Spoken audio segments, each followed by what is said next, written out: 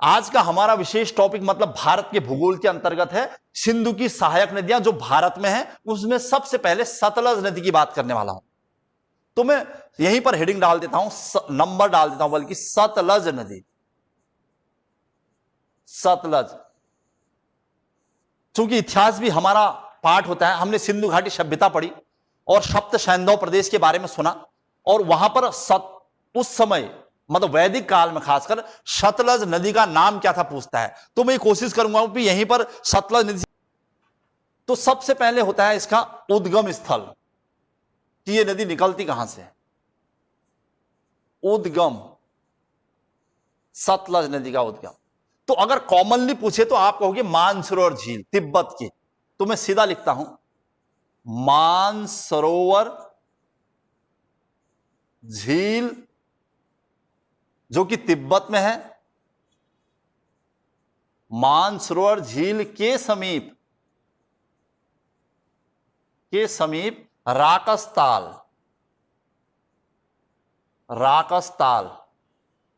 से निकलती है। पहला पॉइंट क्लियर हो गया हमारा। अगर मानसरोवर झील दे दे तो ठीक है, अगर नहीं दे तो फिर राकसताल। जनरली मानसरोवर झील देता है, कोई दिक्कत नहीं है, ये हमने डायग्राम में भी देख लिया है, और ये हमारा मानसरोवर झील लिखा है हमने, और इसके समीप ही ये राकसताल माना हमने। इससे निकलकर पश्चिम की ओर बहती है, उत्तर पश्चिम लिखता है कहीं, तो खासकर ये क्षेत्र है इसका। जैसे ही बहती तो कहां पर प्रवेश करती है प्रश्न पूछता है, भारत में कहां, किस जिले में या किस राज्य में प्रवेश करती है, और कुछ कोई पर्टिकुलर जगह का नाम है तो वो कहां पर प्रवेश करती है। फिर उसके बाद जैसे जैसे भारत में आगे बढ़ती है तो उससे क्या प्रश्न बनते हैं, ये यहां पर क्वेश्चन है। तो मैं पहला पॉइंट हमने बनाया। अब इसकी टोटल लंबाई कितनी होगी, आप मान के चलिए कि इसकी सतलज नदी यहां से निकली, यहां से हिमाचल प्रदेश पंजाब बॉर्डर होते हुए धीरे धीरे धीरे सीधे यहां पर, ये मैंने यहां पर बहालपुर बताया था जहां पर ये नदियां मिलती हैं, लेकिन ये बहालपुर पर्टिकुलर क्षेत्र है जहां पर लगभग सारी नदियों का एक मुहाना सा क्षेत्र मिल जाता है। लेकिन यहां पर जहां पर एग्जैक्ट सतलज नदी मिलती है और जहां पर वो प्रवेश करती है, उनके प्रश्न पूछ दे रहा है। तो भारत में प्रवेश कहेगा तो प्रश्न सिपकिला दर्रा होगा जो कि हिमाचल प्रदेश में है। मैं पहले प्रश्न बनाता हूं, दूसरा पॉइंट लिख देता हूं यहां पर।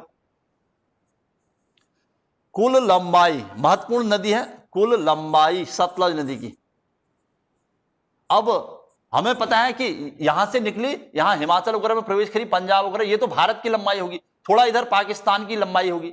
मतलब ये तो टोटल लंबाई चाहिए, जैसे सिंधु की टोटल 2880 थी, लेकिन हमें कुल लंबाई चाहिए पहले, फिर भारत में लंबाई चाहिए। तो सबसे पहले अगर सतलज नदी की कुल लंबाई कहेगा तो 1500 किलोमीटर के आसपास होगी, 1500 किलोमीटर।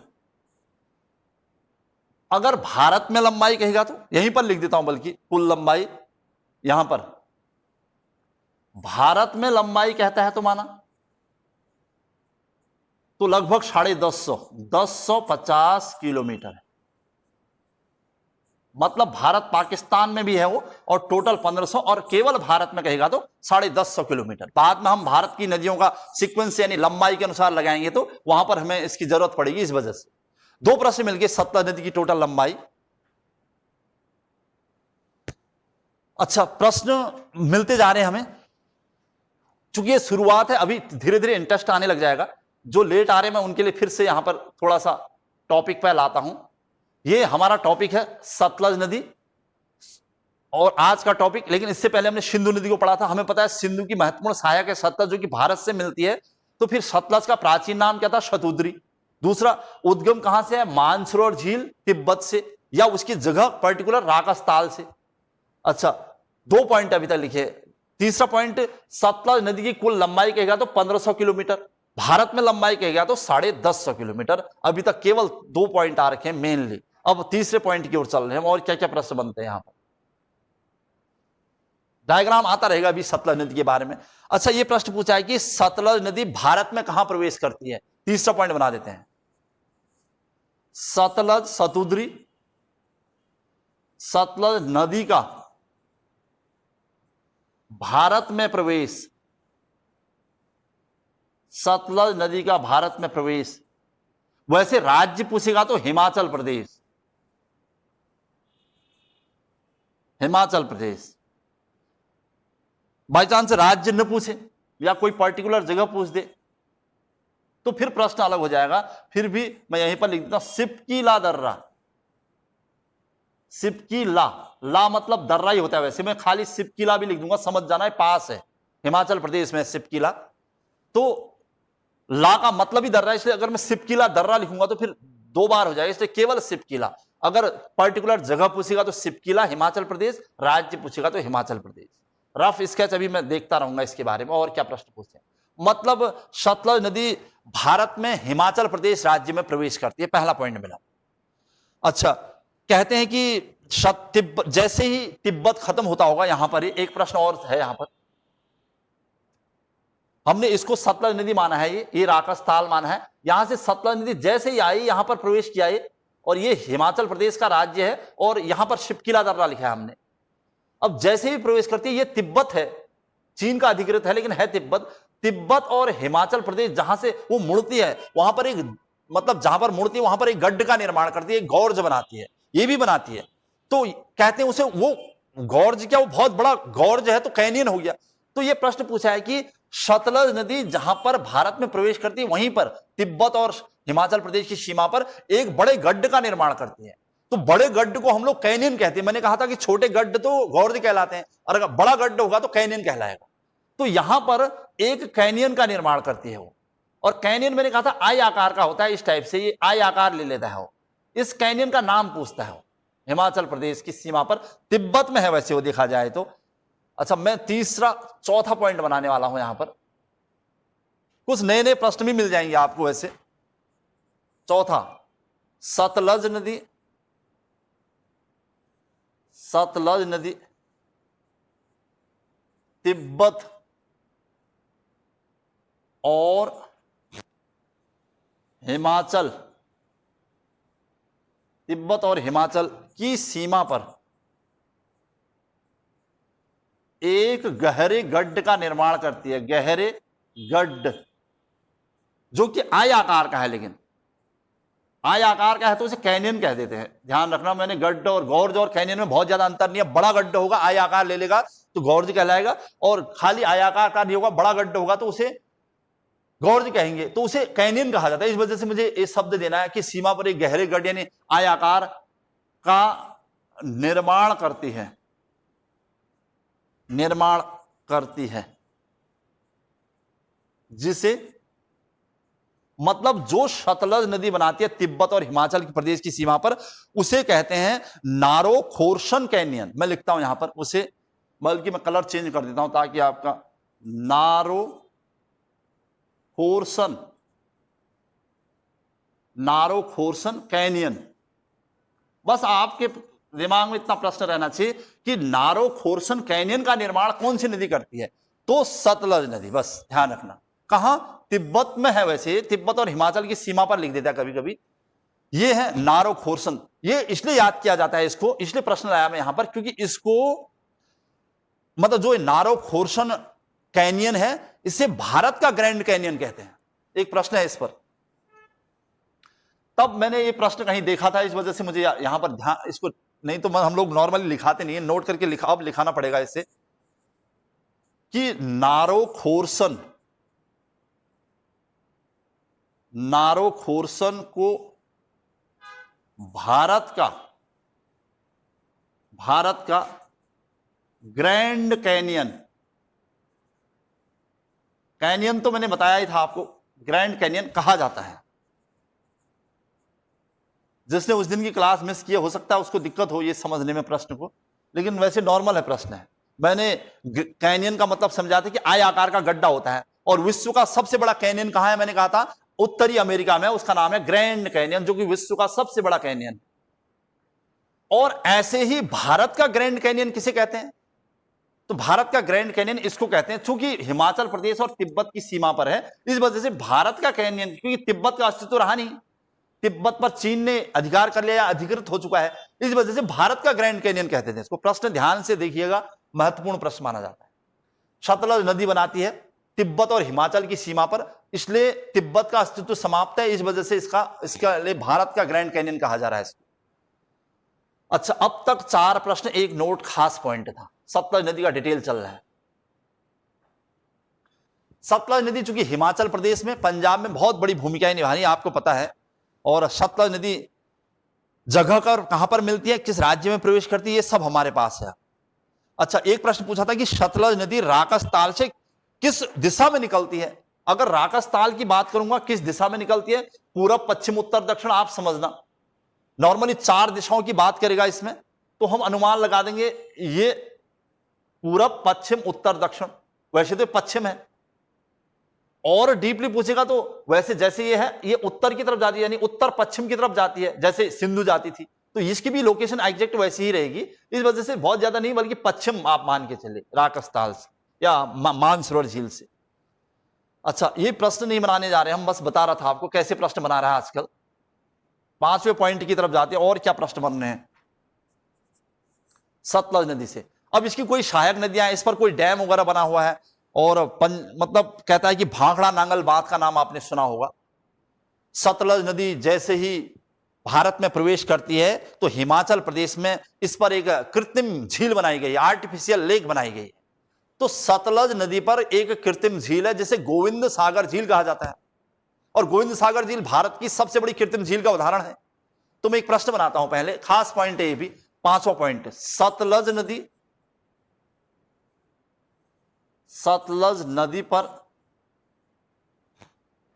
भारत, ऐसे लिखता हूं जैसे प्रश्न पूछता है, भारत की सबसे बड़ी, सतलज नदी पर भारत की सबसे बड़ी कृत्रिम झील, कृत्रिम आर्टिफिशियल झील गोविंद सागर झील। सतलज नदी पर भारत की सबसे बड़ी कृत्रिम झील गोविंद सागर झील है। डायरेक्ट क्वेश्चन पूछेगा तो बस इतना सा, भारत की सबसे बड़ी कृत्रिम झील कौन सी है, तो गोविंद सागर झील।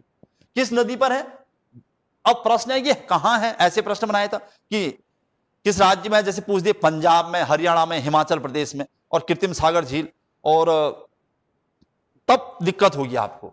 वैसे सतलज नदी का जो बहाव है हिमाचल प्रदेश में जैसे ही प्रवेश करती है तो हिमाचल प्रदेश और पंजाब में ही अधिकतर बहती है, और इसी पर भाखड़ा नांगल बांध है। तो हालांकि वो कई राज्यों का संयुक्त प्रोजेक्ट है, लेकिन भारत की सबसे बड़ी कृत्रिम सागर झील हिमाचल प्रदेश में मानी जाती है।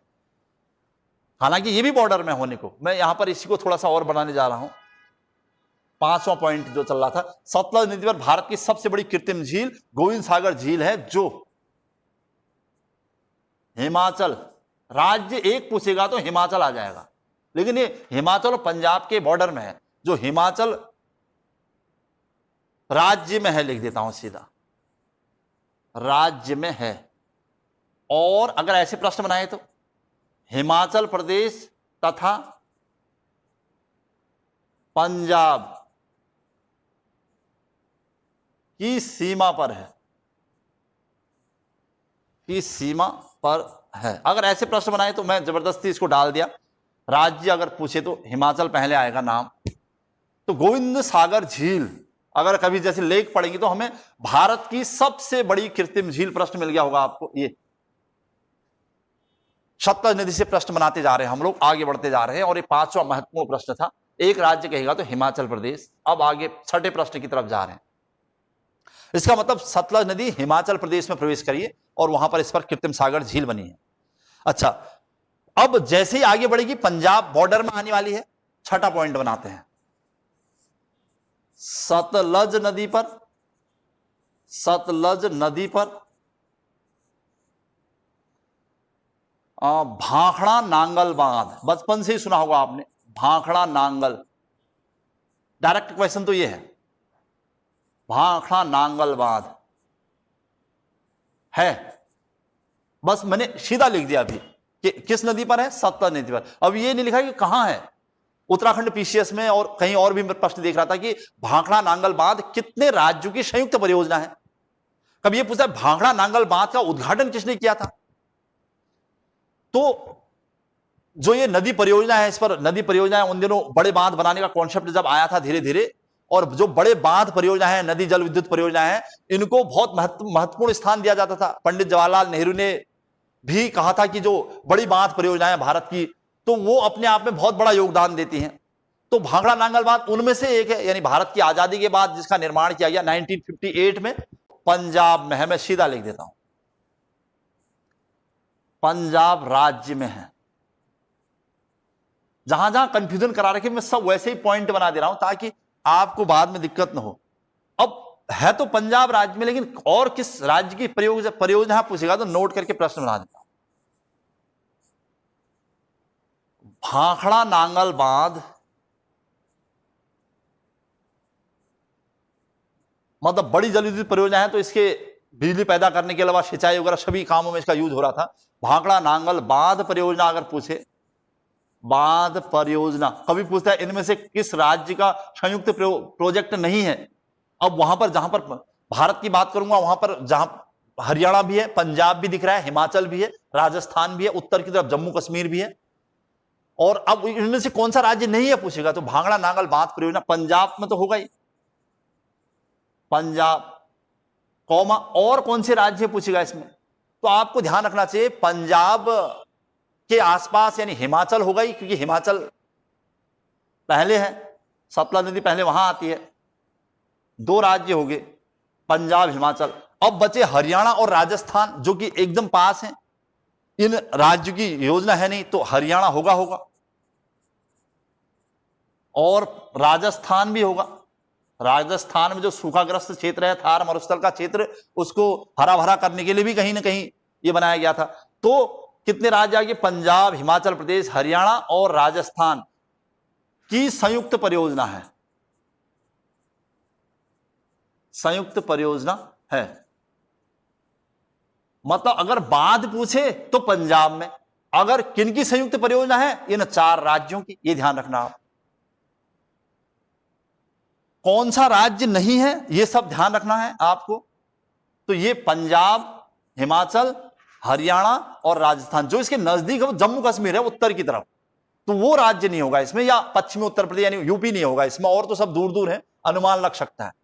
दो प्रश्न बना दिए हमने यहां पर। अच्छा, एक आध प्रश्न जैसे इसके उद्घाटन से बनाता है तो मैं एक और प्रश्न बना देता हूं यहां पर, सातवां प्रश्न बना देता हूं इसी में, कि भाखड़ा नांगल बांध जब परियोजना बनाई गई थी तो इससे पूछा गया इसका उद्घाटन कब हुआ था। तो भाखड़ा नांगल बांध परियोजना जैसे पंचवर्षीय योजनाओं की देन है वैसे भी अपने आप में। जब पहली पंचवर्षीय योजना का कॉन्सेप्ट रखा गया था उसमें कृषि और सिंचाई की बात की गई थी, आप भी जानते हैं। कृषि तो ठीक है, कृषि तब होगी जब सिंचाई परियोजनाएं होंगी, उसमें जब सिंचाई परियोजनाओं की बात आई तो तब इसमें बहुत सारे बांधों का प्रश्न उठा। तो प्रथम पंचवर्षीय योजना की देन है एक हिसाब से भाखड़ा नांगल बांध परियोजना। तो उसके अलावा बहुत सारे हीराकुंड बांध परियोजना, ये सब उसी पंचवर्षीय योजना में कहा गया था कि यहां की बड़ी बड़ी बांध या जल विद्युत परियोजनाओं का विकास किया जाएगा। तो उसी दौरान हालांकि इसका प्रस्ताव आ गया था, तो पहली पंचवर्षीय योजना 1951 से 56 तक चली है, तो उसमें आ गया तो उसके बाद बनेगा। मतलब पहली पंचवर्षीय योजना में प्रस्ताव तो लाया गया है लेकिन अभी बनेगा नहीं, और बनने में काफी समय लगेगा। तो अनुमान लगना कि द्वितीय पंचवर्षीय योजना के दौरान ये बनी है, लेकिन पहली पंचवर्षीय योजना में लाई गई है। तो मैं एक प्रश्न लिखता हूं कि भाखड़ा नांगल बांध परियोजना का मतलब इसमें क्या क्या प्रश्न पूछता है। तो भाखड़ा नांगल बांध, वैसे हमारा एक टॉपिक बाद में अलग से आना है, परियोजना प्रथम पंचवर्षीय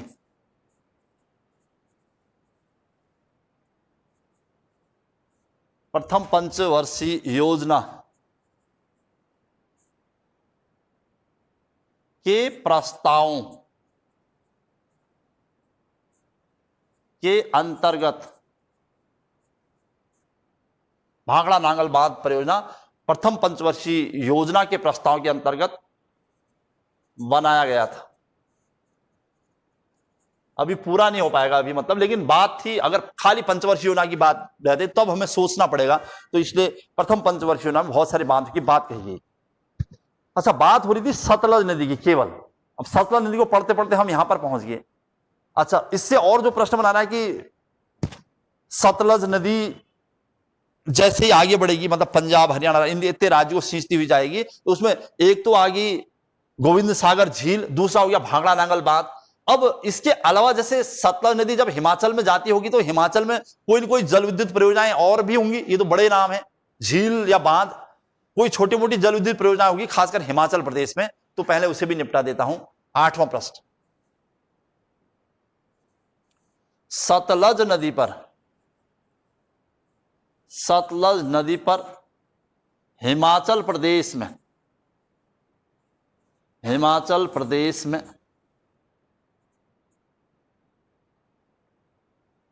कुछ नाम भी बहुत जरूरी है। नाथपा झाकरी, नाथपा झाकरी, ध्यान रखना, नाथपा झाकरी तथा कोलडेम, कोलडेम बांध परियोजनाएं,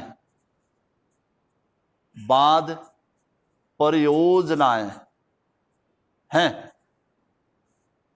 तो आपको ध्यान रखना पड़ेगा, सतलज नदी पर हिमाचल प्रदेश में है, ध्यान, राज्य पूछ दे रहा है, नाथपा झाकरी, नाम सुनना है आपको, ये बहुत ज्यादा पूछता है इसको। नाथपा झाकरी बांध परियोजना किस नदी पर है? तो सतलज कहां है? हिमाचल प्रदेश में। कोलडेम दूसरा नाम मैंने यहां पर लिया है, कोलडेम बांध परियोजना कहां पर है? हिमाचल प्रदेश में, यानी हिमाचल से प्रश्न उठ रहे थे, ये हिमाचल प्रदेश के प्रश्न है। अच्छा, और जो भी प्रश्न होंगे फिर पंजाब में जाएगी, वहां पर कुछ होगा तो वो भी देख लेंगे हम। अब तक हमारे पास 8 प्रश्न आ चुके हैं सतलज नदी से। कहता है कि सतलज नदी पर भारत का कोई शहर बसा है, तो ये भी प्रश्न चाहिए हमें। छोटे मोटे शहर तो बहुत होते हैं, कोई बड़ा शहर अगर बसा है तो एक प्रश्न और बना देता हूं यहां पर। सतलज, भारत के खासकर सतलज नदी पर स्थित तटीय शहर, सतलज नदी पर स्थित तटीय मतलब भारत के ऐसे बड़े शहर जो सतलज नदी के तट पर स्थित हैं। एक दो नाम लिख रहा हूं, ज्यादा नहीं, क्योंकि ऐसे छोटे छोटे तो बहुत सारे होते हैं। लेकिन अब जैसे आप ज्योग्राफी पढ़ते हैं तो आपने ये भी देखा कि सतलज नदी भारत के तटीय शहर करके एक टॉपिक होता है, या विश्व में ऐसे शहर जो तटीय शहर हैं। तो मैं भारत के तटीय शहर वाला टॉपिक भी इसी टॉपिक में निपटा दूंगा। तो सतलज नदी पर एक तो है फिरोजपुर, फिरोजपुर पंजाब का काफी महत्वपूर्ण स्थान है, और लुधियाना। ज्यादा नहीं लिख रहा हूं, बस ये 2 महत्वपूर्ण शहर आपने सुनने भी हैं और वैसे भी आपको पता होगा ये। इस वजह से लुधियाना हौजरी उद्योग के लिए पूरे भारत में प्रसिद्ध है, इस वजह से ये सतलज नदी के तट पर स्थित है, और 2 के 2 पंजाब में है। तो सतलज नदी के तट पर पंजाब के 2 महत्वपूर्ण शहर मिले हमें। ऐसे ऐसे फिर बाद में जब नदी तंत्र खत्म कर रहे होंगे हमें, भारत के 15-20 शहर जो नदी के तट पर हैं वो सब आ जाएंगे इसमें। बांध परियोजना भी आएंगी, 2 आई हैं अभी तक केवल। सिंधु को हमने बहुत ज्यादा लिया नहीं, क्योंकि सिंधु पाकिस्तान में ज्यादा बहती है, इस वजह से। नाथपा झाकरी कोलडेम सतलज नदी पर है, कहां है? राज्य हिमाचल प्रदेश।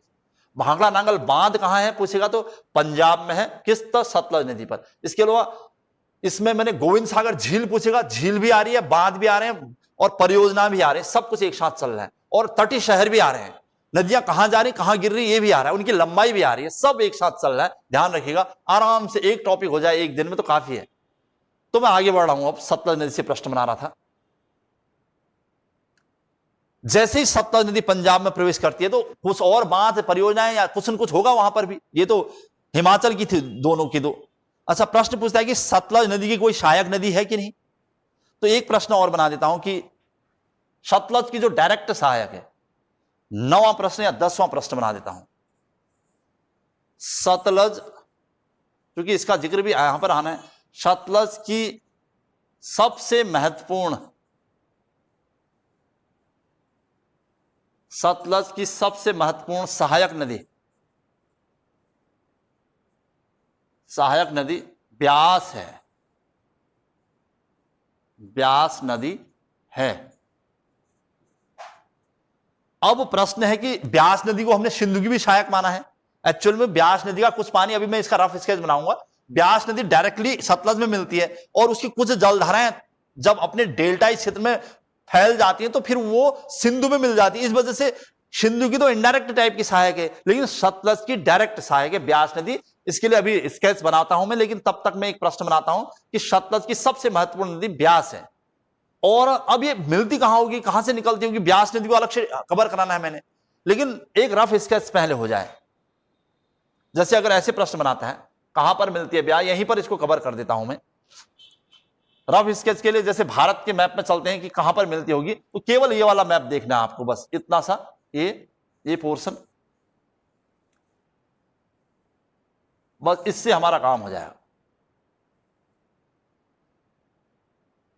हमने कहा था कि कैलाश मानसरोवर से ये सतलज नदी निकली, ये हिमाचल प्रदेश में, इसके बाद ये हिमाचल प्रदेश पंजाब में होते हुए यहां पर सिंधु में मिल जा रही है। और सिंधु नदी भी यहां से आती थी, सिंधु नदी भी यहीं से आती थी, और सिंधु नदी थोड़ा ऐसे आई और इसके बाद ये कहीं ना कहीं ये तो सिंधु है, ये सतलज है।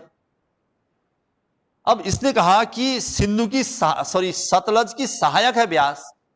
अब हमने कहा कि ये सिंधु में सब इस टाइप से मिल रहे हैं, लेकिन ब्यास के लिए थोड़ा सा मुझे यहां पर और जगह चाहिए होगी, ब्यास नदी के लिए।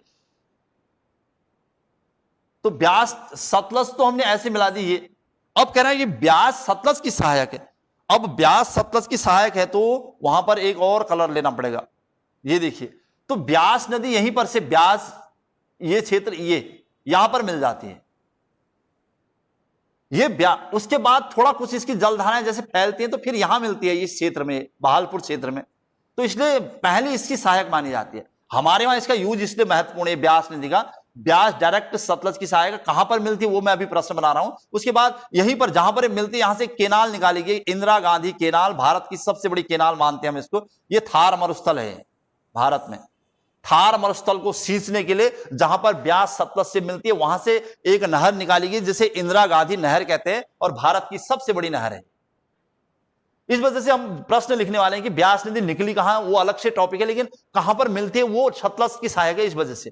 तो अब अगर ऐसे प्रश्न बनाएगा कि ब्यास सतलज से कहां पर मिलती है, तो हमें प्रश्न चाहिए होगा अगर उसकी सहायक है तो हम 11वें प्रश्न की तरफ चल रहे हैं। ब्यास नदी सहायक है सतलज से पंजाब के हरिके बैराज, इसे कपूरथला आपने सुना होगा, बहुत महत्वपूर्ण भाग है, कपूरथला का नाम आता रहेगा। ब्यास नदी सतलज से पंजाब के हरिके बैराज यानी कपूरथला में मिलती है। यह इंपॉर्टेंट प्रश्न था।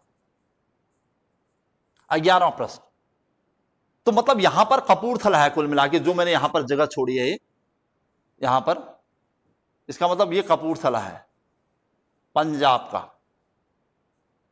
वहीं से जहां पर कपूरथला में मिलती है वहीं पर इंदिरा गांधी कैनाल नहर निकाली गई है। तो मैं एक एक्स्ट्रा प्रश्न अब यहां पर लिखने वाला हूं 12वें प्रश्न के रूप में। 12वां पॉइंट है, मतलब हरिके बैराज,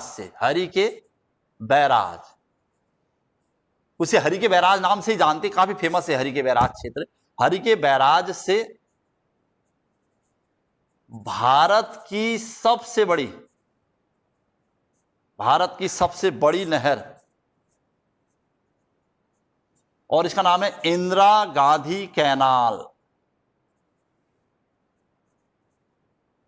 भारत की सबसे बड़ी नहर या कैनाल इंदिरा गांधी कैनाल निकाली गई है, या का उद्गम होता है, निकाली गई है। इंदिरा गांधी कैनाल निकाली गई, ध्यान रखना ये इंदिरा गांधी कैनाल है। लक्ष्य था इस थार मरुस्थल को सींचना था, क्योंकि थार मरुस्थल आपको पता ही है राजस्थान में है। यहां के लगभग उस समय राजस्थान के 11 ऐसे जिले थे जो एकदम सूखाग्रस्त हो गए थे, उनको आबाद करना था, उनको सिंचाई की व्यवस्था सुनिश्चित करानी थी। इसलिए इस कपूरथला से इंदिरा गांधी कैनाल निकाली गई, जो राजस्थान में प्रवेश करने के बाद गंगा नगर होते हुए धीरे धीरे यहां के 11 जिलों में जाती थी आज, और फिर पाकिस्तान की सीमा तक पहुंच जाती है इंदिरा गांधी कैनाल। तो इसलिए इंपॉर्टेंट प्रश्न माना जाता है। तो मैं और आगे बढ़ता हूं इसमें इंदिरा गांधी कैनाल के बारे में।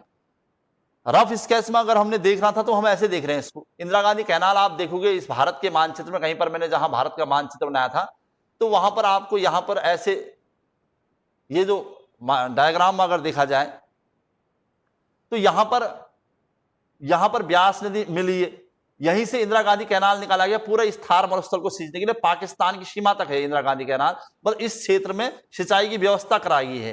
ये लक्ष्य था यहां पर इंदिरा गांधी कैनाल का, यानी राजस्थान को कवर कराना था, पंजाब, राजस्थान, हरियाणा, इधर पंजाब, इनके जो आबाद क्षेत्र हैं या उपजाऊ क्षेत्र है, हरित क्रांति का क्षेत्र है वैसे ये सब, तो उस क्षेत्र को पानी की मतलब पानी उपलब्ध कराना था, सिंचाई की सुविधाएं उपलब्ध करानी थी। बाद में यहीं पर हरित क्रांति हुई है, आपको पता है, तृतीय पंचवर्षीय योजना के दौरान इस इंदिरा गांधी कैनाल ने बहुत बड़ी भूमिका निभाई फिर हरित क्रांति में, और फिर उसके अपेक्षित परिणाम भी हमारे सामने रहे कि सफल रही हरित क्रांति।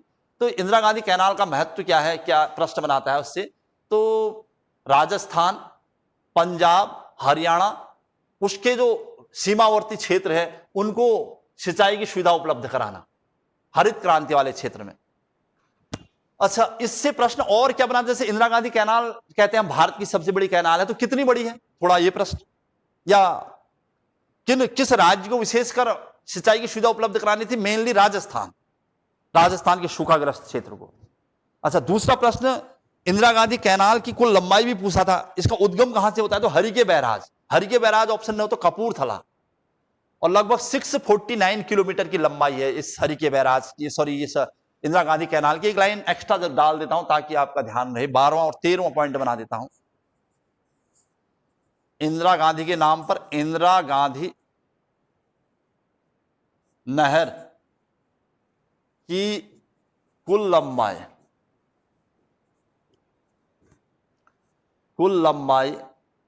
649 किलोमीटर, लगभग 650 किलोमीटर के आसपास के, थोड़ा बहुत कहीं पर अंतर दिख जाएगा आपको, लेकिन एवरेज 650 किलोमीटर मानते हैं। तो 650 किलोमीटर की लंबी नहर निकाली गई है इस हरिके बैराज से, कपूरथला से। अच्छा, एक प्रश्न और डाल देता हूं यहीं पर, 14वां प्रश्न, कि इंदिरा गांधी नहर उद्घाटन किसने किया था, पूछता है। इसका उद्घाटन भी हुआ है पंडित गोविंद वल्लभ पंत के द्वारा, डेट भी पूछ दिया इसकी, 30 मार्च को 1958 इसका उद्घाटन हुआ है। 30 मार्च 1958 को गोविंद वल्लभ पंत ने किया है, गोविंद वल्लभ पंत जी ने किया है। उद्घाटन क्लियर हो गया हमारा, कब हुआ क्या हुआ ये आ गया, उसकी टोटल लंबाई आ गया तो ये पूछ दिया, और कहां है तो वो पता चला, कहां से निकलती है ये सब आ गया। इंदिरा गांधी कैनाल, ये देखिए, अब सतलज नदी से प्रश्न बना रहे हैं हम। सतलज नदी पर भाखड़ा नांगल बांध बन गया, सतलज नदी पर गोविंद सागर झील आ गई, और सतलज नदी पर कोल डैम बांध परियोजना आ गई, नाथपा झाकरी परियोजना आ गई। उसके बाद सतलज की ब्यास मिली, कहां पर मिली, तो कपूरथला में हरिके बैराज में, और फिर वहीं से इंदिरा गांधी कैनाल का डिटेल हो गया हमारे पास। तो ऐसे ही, और तटीय शहर पूछेगा तो सतलज नदी के 2, लुधियाना और फिरोजपुर। मेरे हिसाब से सतलज से संबंधित जो प्रश्न बना रहे थे हम, ये बने हैं अब तक। उस पर एक मैंने बताया था आपको, कैनियन भी है जिसे भारत का ग्रैंड कैनियन कहते हैं, तो वो था नारो खोरसन कैनियन। भारत का कहते हैं, इसका मतलब हिमाचल की सीमा पर है, पंजाब,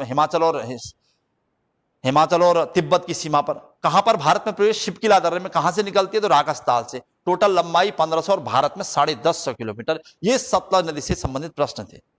बस सतलज नदी के प्रश्न, मतलब जितने भी हमने बनाए लगभग 14 प्रश्न हमारे पास बन चुके हैं। लेकिन हमने सिंधु की सहायक नदी को पढ़ना था, तो अब हमें ब्यास नदी को अलग से पढ़ना चाहिए यहीं पर।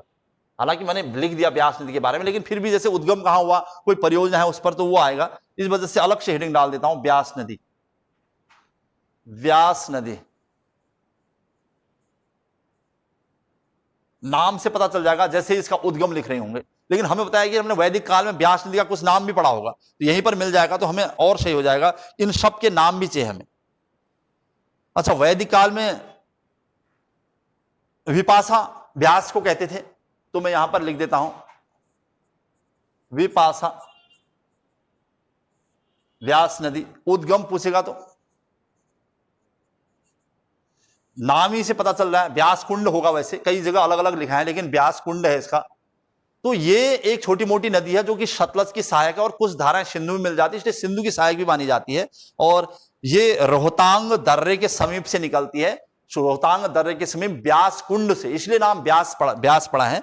और हिमाचल प्रदेश में है जो, तो मैं लिख देता हूं, मेन है राज्य हिमाचल के रोहतांग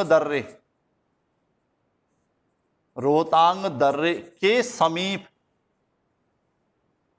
स्थित व्यास कुंड से निकलती है, व्यास कुंड से निकलती है। पहला पॉइंट क्लियर हुआ।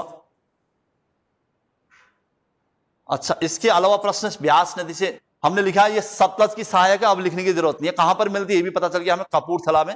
और उसके अलावा जो प्रश्न है तो 470 लंबाई सब बुकों में अलग अलग मिल जाएगी आपको लगभग, क्योंकि भारत की ही नदी है एक हिसाब से 470 किलोमीटर के आसपास की है। कहीं पर इसको 445 भी लिखा है, मतलब 450 किलोमीटर की एवरेज लंबाई है इसकी। बड़ी लंबाइयों का कभी क्रम पूछता है, छोटी का ऐसा कुछ नहीं पूछता। इस वजह से बड़ी जैसे गंगा है और हमारे वहां ब्रह्मपुत्र है, सिंधु है, यमुना वगैरह, इनका सही क्रम पूछेगा, गोदावरी, तो छोटी मोटी नदियों का कुछ नहीं पूछता। इसलिए लगभग 450 किलोमीटर की लंबाई है। ब्यास कुंड हिमाचल प्रदेश में है, और सिपकिला दर्रा आपने, रोहतांग दर्रा आपने सुनाई है। अच्छा, और जो प्रश्न है इससे कोई परियोजना वगैरह है इस पर, तो क्योंकि जैसे ही हिमाचल से निकली पंजाब के कपूरथला में सीधे सतलज से मिल जाती है, और इनके बीच का दुआब महत्वपूर्ण है पंजाब में, बिष्ट दुआब जिसे हमने कहा था। और कोई परियोजना वगैरह है तो बात होंगे इस पर ज्यादा। ब्यास अपने आप में, ब्यास नदी पर ब्यासी परियोजना है, तो एक प्रश्न लिख देता हूं, ब्यास नदी पर ब्यासी परियोजना, ब्यासी जल विद्युत परियोजना कहते हैं इसको। ब्यासी कहां पर होगी? सीधी सी बात है, पंजाब में होगी ब्यासी परियोजना। अगर फिर संयुक्त प्रोजेक्ट पूछ दिए तो प्रश्न अलग हो जाएगा। पंजाब हरियाणा वही 4 होंगे जो पंजाब में है, लिख देता हूं सीधा। अगर प्रश्न घुमाएगा फिर वही पूछेगा जो पंजाब में है, और पंजाब के अलावा पंजाब होगा वही 4 राज्य होंगे, हरियाणा, हिमाचल और राजस्थान की संयुक्त परियोजना मानी जाती है। संयुक्त परियोजना सेम हो गया भांगड़ा नांगल बांध जैसा। बस ये देखिए ब्यासी परियोजना। अब परियोजना भी चल रही है एक साइड में, और इसके अलावा कोई छोटे मोटे जल विद्युत परियोजना है तो वो भी आ सकता है इसमें। ब्यास नदी पर ब्यासी परियोजना, ब्यासी बांध वगैरह कुछ भी कहेगा तो ब्यास नदी पर ही हुआ, सीधी सी बात है। और पंजाब में एक छोटी मोटी बांध भी है इस पर, ब्यास नदी, पौंग बांध कहते हैं उसको। मैं एक लाइन और लिखूंगा यहां पर, ब्यास नदी पर राज्य पूछेगा तो पंजाब में पौंग बांध, बस सीधा लिख देता हूं, है लिख देना। उसी पर पौंग बांध जल विद्युत परियोजना भी निकाली गई, और पौंग डैम भी है। नाम बस पौंग बांध किस नदी पर? तो ब्यास नदी पर। कहां? तो पंजाब, मेनली ये था। तो 2 या 3 प्रश्न हमारे ब्यास नदी से संबंधित बन गए होंगे। बस पुराना नाम अगर पूछेगा तो ठीक हो गया, बिपाशा कहते थे। अच्छा, उसके अलावा जो प्रश्न पूछा कहां से निकलती है? ब्यास कुंड से। दर्रा पूछेगा तो ये हिमाचल प्रदेश। टोटल लंबाई दे दी हमने इसकी। और ब्यासी परियोजना और पौंग बांध परियोजना ब्यास नदी पर कहां है, तो मैंने दोनों लिखा है। सतलज ब्यास 2 खबर हुई अब तक। अब चलते हैं रावी, तीसरी रावी नदी। ये तो हमें चाहिए। अच्छा, ये भी सब भारत की नदियां हैं, तो इसलिए छोटे मोटे जगह हिमाचल प्रदेश के कांगड़ा से मिलती है। तो राज्य पूछेगा तो हिमाचल, ऐसे लिख देता हूं एक साथ, के कांगड़ा जिले के समीप। जैसे प्रश्न पूछे, कभी कभी ऐसे भी पूछ दे रहा है सीधा, रोहतांग दर्रे से। अगर जगह पूछ दे पर्टिकुलर तो कांगड़ा जिला हिमाचल प्रदेश के रोहतांग दर्रे से निकलती है। लंबाई लगभग 725 किलोमीटर, थोड़ा बहुत आगे पीछे ये सब आपको मिल जाएगा वहां पर। रावी नदी की बात कर रहा था, प्राचीन नाम परुष्णी नदी। और सतलज की सहायक नहीं मानी जाएगी, सतलज की सहायक केवल ब्यास थी। ये सब सिंधु की सहायक है, और पाकिस्तान क्षेत्र में ही लगभग सब, जहां मैंने एक जगह बताई थी वो सब वहीं पर इनका मिलन हो रहा है। कोई थोड़ा आगे कोई थोड़ा पीछे। वैसे देखा जाए तो ये महत्वपूर्ण क्षेत्र था पाकिस्तान का, जहां पर ये सब बहालपुर का क्षेत्र मैंने कहा था, वहां पर ये सब मिलती हैं। और कोई परियोजना है तो एक प्रश्न बना देता हूं, रावी नदी पर। अब जैसे बांध की बात आ रही थी, अभी तो पौंग बांध आ रहा था, यहां पर थीन बांध है। थीन बांध, बस कभी बजा नदियां और बांध सही क्रम लगाओ, इस टाइप के प्रश्न बना देता है। तो थीन बांध है, राज्य पूछेगा तो पंजाब ही होगा। जब पंजाब में प्रवेश होता है तो रावी नदी पर थीन बांध परियोजना। पौंग ब्यास पर है पंजाब में, थीन रावी पर है पंजाब में। और तो ठीक ही था, सतलज पर थी जितनी भी थी, और ज्यादा कुछ नहीं लिख रहा हूं मैं इसमें, लंबाई लिख दी कहां से निकलती है, और बहालपुर क्षेत्र में सब सिंधु से मिलने वाली हैं। और परियोजनाएं पूछ रहे थे, इन छोटे मोटे बांधों के लिए मैं यहां पर आया हूं, मतलब ये खासकर 3 बांध परियोजना के बारे में पूछा था। ये था रावी नदी के बारे में। अच्छा, कोई तटीय शहर है रावी नदी के तट पर, इतिहास में एक शहर फेमस है, तो मैं उसे भी लिखना पड़ेगा, लग रहा है एक और पॉइंट बनाना पड़ेगा। तटीय शहर,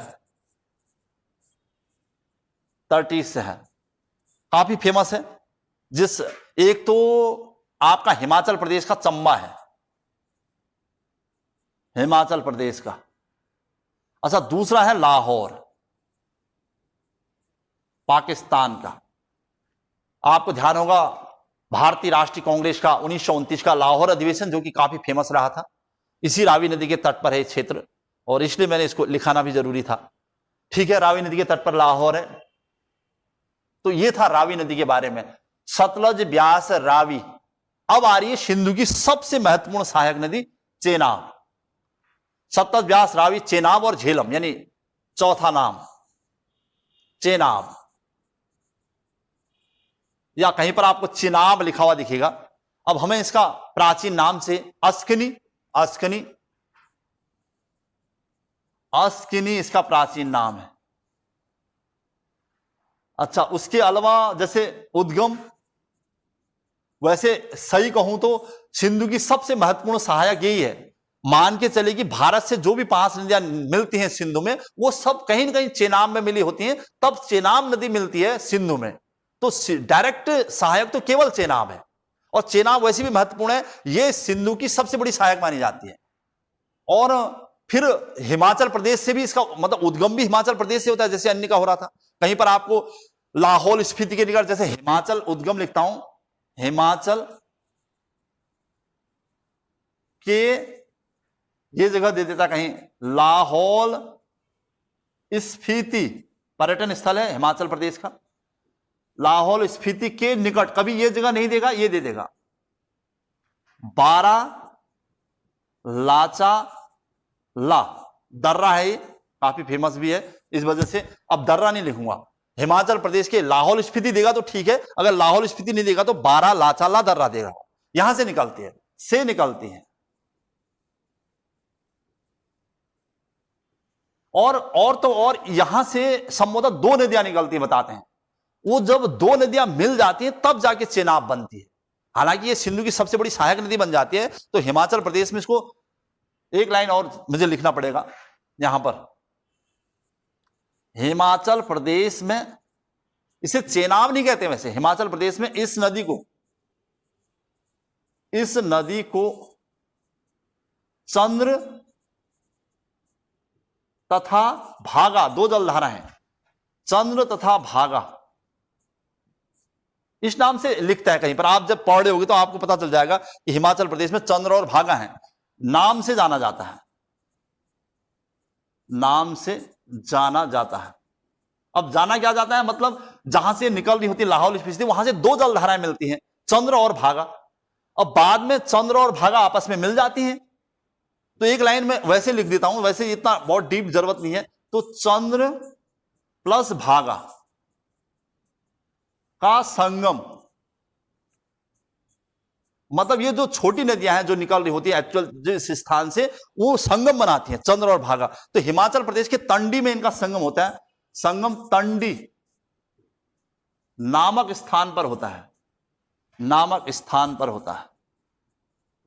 जब ये मिल जाती हैं तब कहलाती हैं चेनाब, वरना इनका नाम चंद्र और भागा है। हिमाचल प्रदेश में चेनाब को किस नाम से जाना जाता है, चंद्र भागा। चंद्र और भागा यानी 2 नदियों के मिलन के बाद। लंबाई का लिखना बड़ा मुश्किल हो जाता है, लेकिन फिर भी मैं लिख देता हूं लंबाई, टोटल लंबाई लिख रहा हूं बस, 800 किलोमीटर के आसपास की नदी है ये। लेकिन जितनी भी भारत की नदियां थी, मैंने कहा इसकी सहायक है, इसलिए महत्वपूर्ण है चेनाब नदी। अच्छा, और कोई प्रश्न होगा तो, कोई बांध है इस पर, कोई जल विद्युत परियोजना है, कोई शहर है, वो चेनाब नदी पर भारत में बहुत ही महत्वपूर्ण जल विद्युत परियोजना है। मैं इसको अलग कलर से लिख रहा हूं, आराम से इन परियोजनाओं का सीक्वेंस पूछ दे रहा है। सबसे महत्वपूर्ण पॉइंट यही है, वैसे इसमें लंबाई चौड़ाई कुछ नहीं पूछता।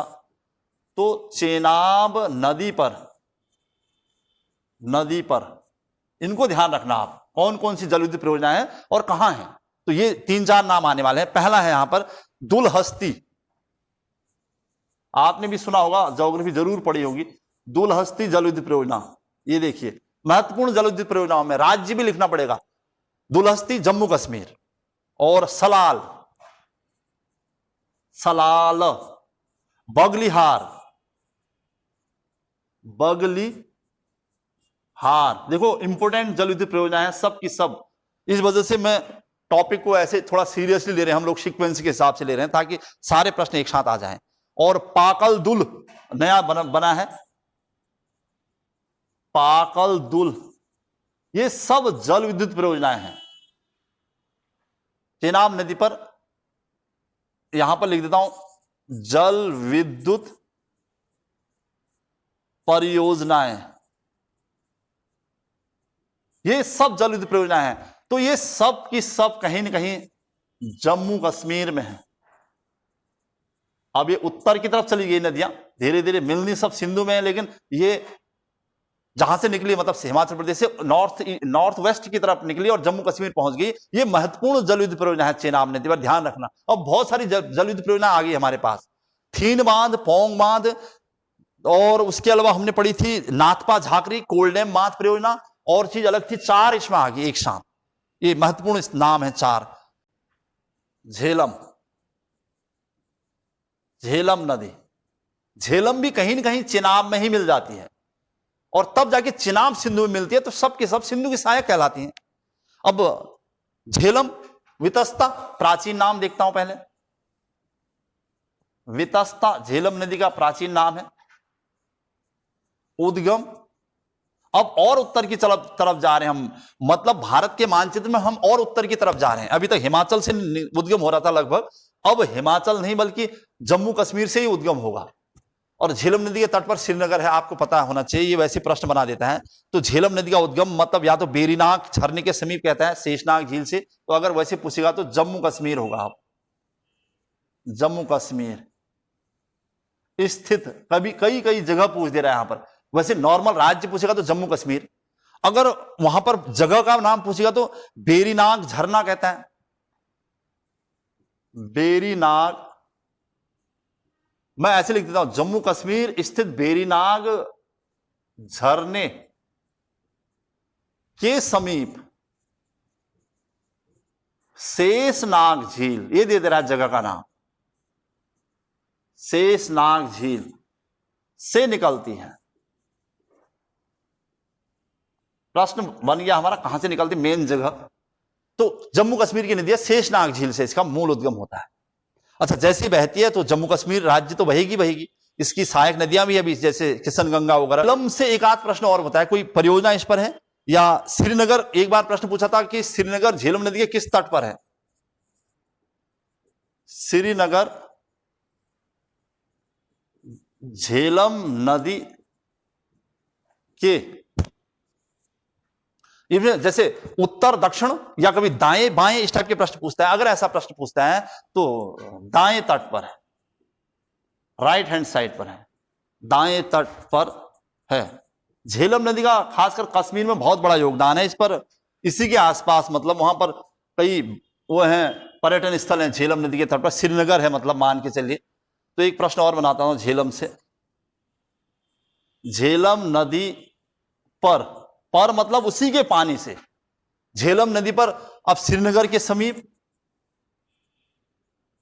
श्रीनगर के समीप डल झील, पर्यटन स्थल में महत्वपूर्ण नाम है डल झील का, आपको पता ही है। तो डल झील भी कहां है? तो श्रीनगर के समीप। किस नदी का पानी? झेलम नदी का पानी, अगर पर्यटन स्थलों की बात की जाए तो। और वुलर झील, वुलर झील के बारे में आपने सुना होगा, भारत की सबसे बड़ी ठंडे पानी की झील वुलर झील, वुलर है वैसे, वुलर नहीं वुलर। वुलर झील भारत की सबसे बड़ी मीठे पानी ठंडे पानी की झील, खारे पानी की झील कहेगा तो उड़ीसा की होगी। अच्छा, ये डल झील भी पर्यटन स्थल है, श्रीनगर भी अपने आप में पर्यटन स्थल हुआ, वुलर झील है, ये लिख देता हूं। और इसी के आसपास गुलमर्ग है, सोनमर्ग, ये आपने सुना होगा, जो पर्यटन स्थल है अपने आप में। अच्छा, एक लाइन और कि ये जो झेलम नदी है, मिलती कहां पर है? एक प्रश्न और, झेलम नदी चेनाब से, हालांकि इसकी जरूरत नहीं है क्योंकि चेनाब से मिल जाती है, वो पाकिस्तान में मिलती है, वो पाकिस्तान का क्वेश्चन है। इस वजह से फिर भी अगर चूंकि चेनाब महत्वपूर्ण स्थान है, महत्वपूर्ण बड़ी नदी है, ये कहां पर मिलती है प्रश्न बनाता है, तो एक जगह का नाम आएगा झंग। झेलम नदी चेनाब से झंग पाकिस्तान के पास मिलती है, के पास मिलती है। अच्छा, एक आध प्रश्न और है हमारे पास यहां पर, जैसे झेलम नदी के बारे में, श्रीनगर किस नदी के तट पर? तो झेलम। कहां मिलती है? चेनाब से, तो झंग के पास पाकिस्तान में मिल जाती है। बाद में सब बहालपुर के पास मिल जाती है। और कोई परियोजना वगैरह है तो उस पर एक आध परियोजना बच गई अभी, वो आ रही है। झेलम नदी पर, झेलम नदी पर एक आध परियोजनाएं लिख देता हूं, 4 तो उस पर लिख दी थी हमने, जो बच गई जैसे तुलबुल बची है, इंपोर्टेंट परियोजना है। किशन गंगा भी लिखता है कभी, तुलबुल तो है ही डायरेक्टली, तुलबुल। कहीं पर किशन गंगा भी लिखा है लिखने को, लेकिन किशन गंगा अपने आप एक नदी है। वैसे डायरेक्ट कहीं पर आ जाए, बाई चांस ऑप्शन में ना आए किशन गंगा नदी, तो आप कह दोगे झेलम नदी पर है। ये परियोजनाएं हैं, जल विद्युत परियोजना है। लेकिन अगर फिर भी बाई चांस ऐसा कह दे कि ऑप्शन ही नहीं हो झेलम, तो आप कहोगे भैया किशन गंगा अपने आप में एक सहायक नदी है। ये किशन गंगा जल विद्युत परियोजना, किशन गंगा नदी है अपने आप में, और किशन गंगा जल विद्युत परियोजना भी इसी पर है, नदी पर जल विद्युत। अब दिक्कत यह है, इसको कभी कभी इसी में दे देता है सीधा झेलम पर, तो किशन गंगा झेलम की सहायक है इसलिए भी, तो ये नदी भी है, यहीं पर लिख देता हूं, झेलम की सहायक नदी है, सहायक नदी है। तो इस वजह से वो किशन गंगा परियोजना किशन गंगा नदी पर होगी नॉर्मली। अगर किशन गंगा ऑप्शन नहीं होगा तो झेलम होगी। बस ये प्रश्न आ जाता है कभी कभी, ध्यान रखना। वैसे किशन गंगा अपने आप में नदी है, तो उसी पर वो परियोजना होगी, सीधी सी बात है। ऑप्शन में किशन गंगा न हो तो झेलम होगा। ये था यहां की अन्य महत्वपूर्ण नदियां। अब हमारे पास 6-7 एक जल विद्युत परियोजना आ चुकी है, एक बांध आ चुका है, एक कृत्रिम झील आ चुकी है, और कौन नदी कहां से निकल रही कहां जा रही ये आ चुका है सब। और तटीय शहर भी आ चुके हैं 4-5 एक, जैसे लुधियाना था, फिरोजपुर था, लाहौर था, श्रीनगर था, ये तटीय, और सबके प्राचीन नाम आ चुके हैं हमारे पास। तो ये हमारा शुरुआत से महत्वपूर्ण टॉपिक मिला है। भारत की 5 नदियों का से संबंधित 10-15-20 क्वेश्चन हमने यहां पर बनाए हैं, तो आप इसको आराम से कवर कर सकते हैं। जहां से हमने इसकी शुरुआत की थी, खासकर सतलज नदी से, वहां से बहुत सारे प्रश्न उठ रहे हैं, और किस प्रकार के प्रश्न बनते हैं, किनकी लंबाई क्या है, ये था हमारा आज का विशेष टॉपिक।